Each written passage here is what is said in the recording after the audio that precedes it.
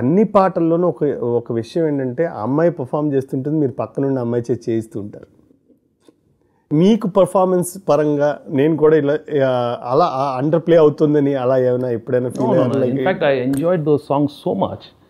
Even now మేము regular మా సినిమాలో ఆ సాంగ్స్ చేసేటప్పుడు you don't know how all of us, I mean we die to do these songs.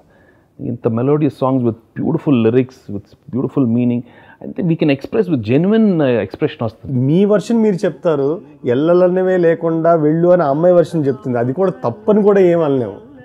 I mean from her own perspective. అంటే అతను ఏం చెప్పదలుచుకుంది అతను ఊహ, ఆ అమ్మాయి ఏం చెప్పదలుచుకుంది ఆ అమ్మాయి ఊహ, ఈ రెండు ఒక రకమైన సంవాదంలో వెళ్తాయి. అవునండి.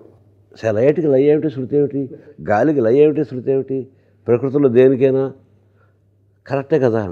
ఆ కరెక్ట్ అయిన తర్వాత మళ్ళీ కొనసాగింపు వస్తుంది. ఆ కొనసాగింపులో తిరిగే కాలానికి తీరొకటి ఉంది. నువ్వు చెప్తున్న ఈ గాలి, ఈ సెలయేరు, ఆ వరద, ఆ చినుకు, ఇవన్నీ ప్రకృతిలో భాగం. ఈ ప్రకృతికి కూడా ఒక క్రమం ఉంది, గమనించు.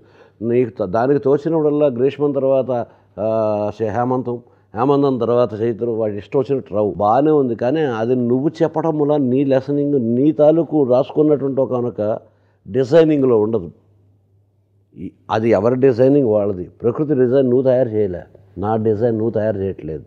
నేను ఎలా ఉండాలో నాకు తెలుసు, నా జీవితం సక్రమంగా ఎలా వెళ్ళాలో నాకు తెలుసు. అది నీ పాఠానికి దొరకనే ఉంది అని అమ్మాయి.